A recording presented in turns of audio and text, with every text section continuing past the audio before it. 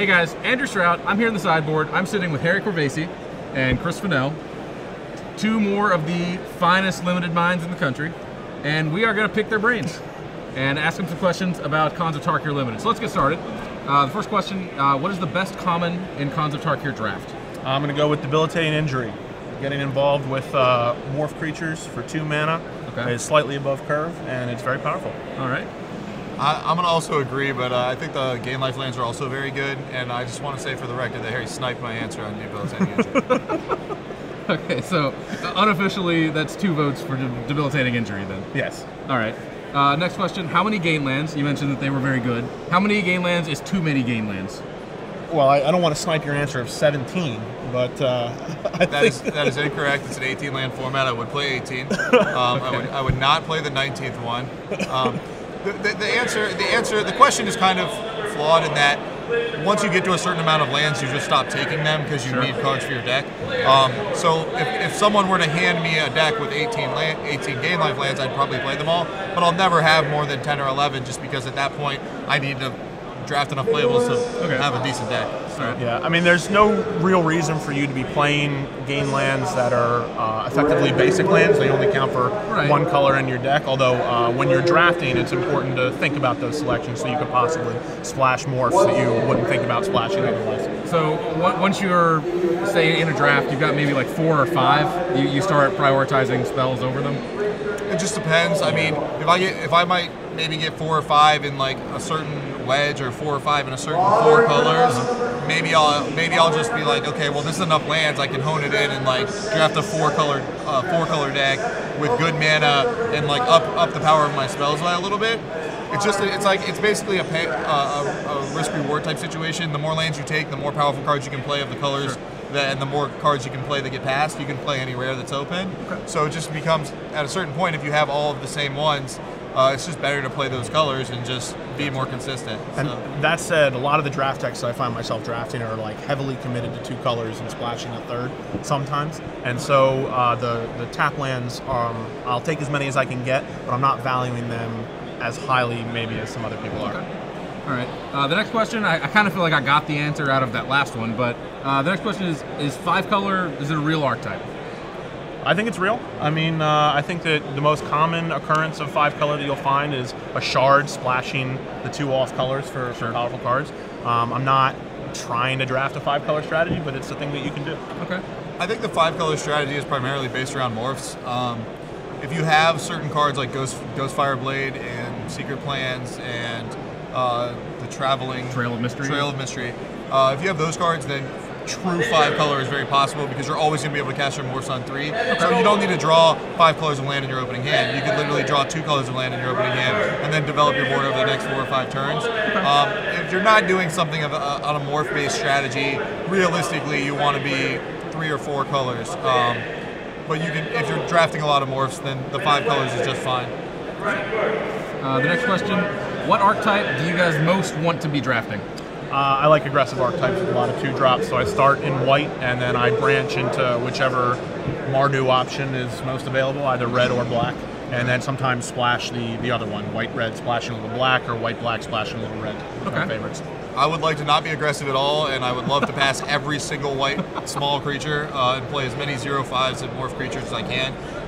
Temur has been really strong for me as a base.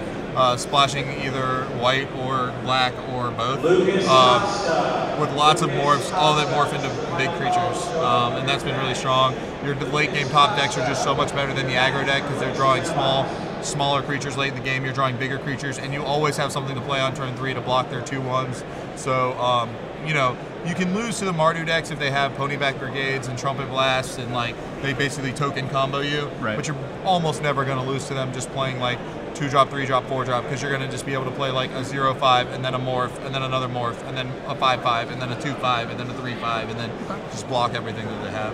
All right. What is the most underrated common in Khans draft? For me, with my aggressive strategies, I like the Valley Dasher, the 2/2 red haste creature. I like to get in there with a bunch of 2-drops, 2-drop morph creature and then removal spell is a good way for me to start just about any game. If you are playing at the Pro Tour, I hope you take all of the Valley Dashers. I will not be taking them if you are at my pod.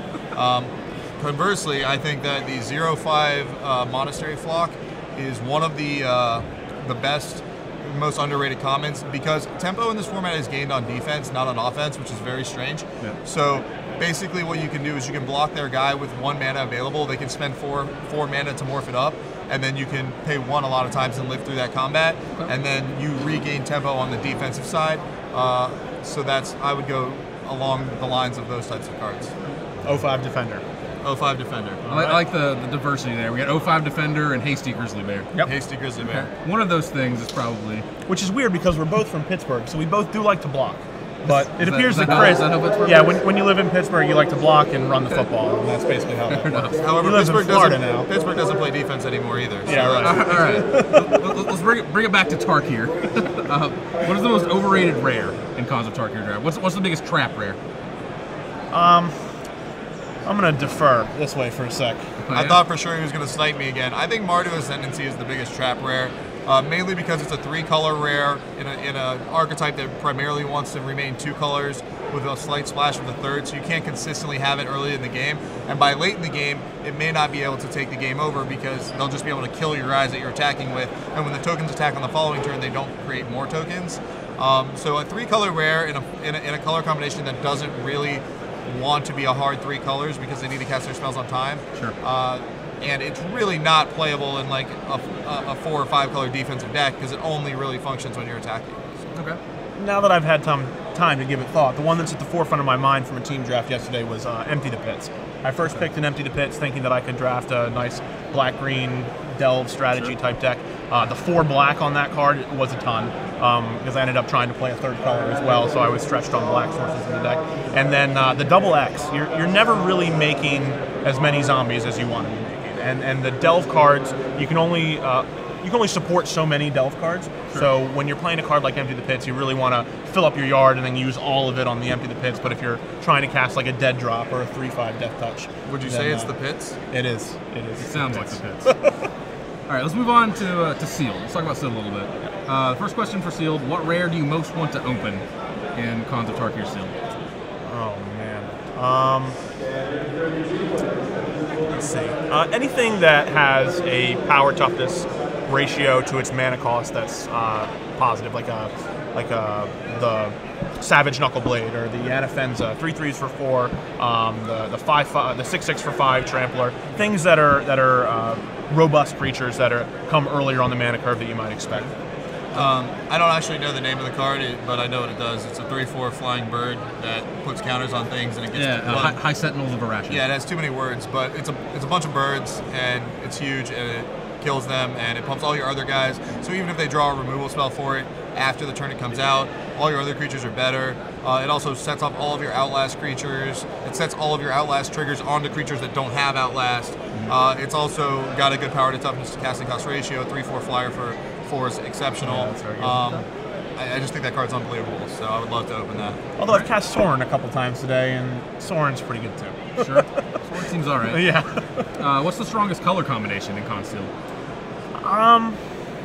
I think the early front runner for certainly most popular, but also very powerful color combination is black-white. I think black-white has been very strong. Okay. If you are a focused black-white deck, you get access to the 2 drops, the 2/3 for black-white, the Chiefs. Edge and scale. Right, and I think that in particular the 2/3 for 2 is above curve as far as what the format is trying to do. Trumps morphs on 3 mana, and makes other things larger as well. So I like black-white base as a good strategy. Fennell? Yeah, Asman's very good, but I think that the 5-color sealed decks are the best. The decks that get the right lands and the right rares are usually the best, either 4 or 5-color strategies, or if you're exceptionally lucky, perhaps you can play a wedge and your lands just happen to be in the wedge and your rares happen to be in the wedge. Those are going to be the best. Those are going to be the best decks. That was what happened to me today. Yeah, so sure.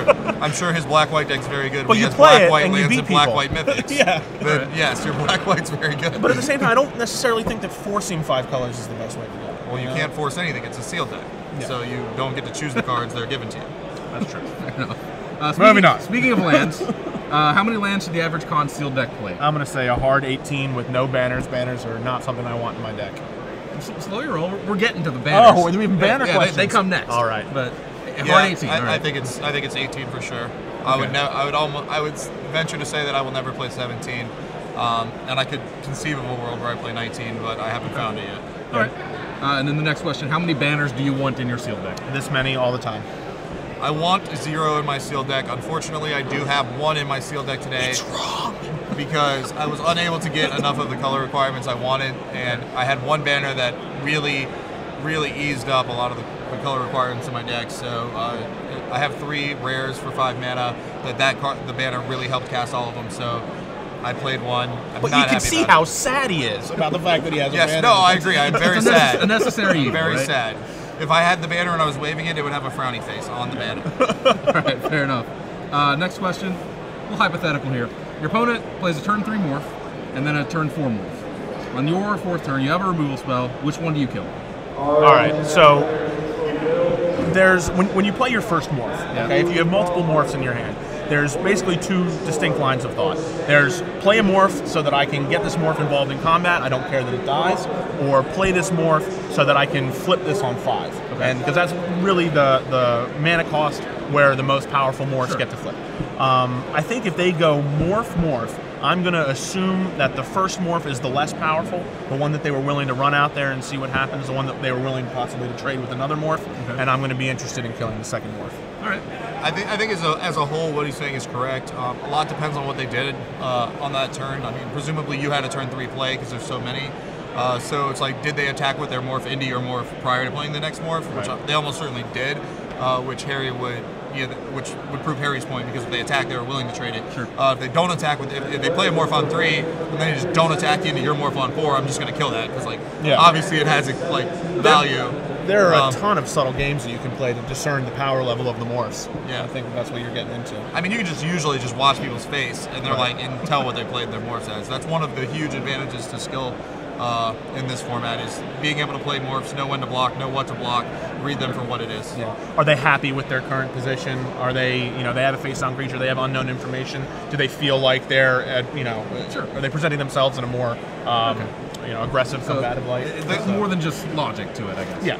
All right. And then the last question, it's kind of a rehash. We asked it about draft, but I feel like it's a different question for sealed. What is the most underrated common in Con sealed?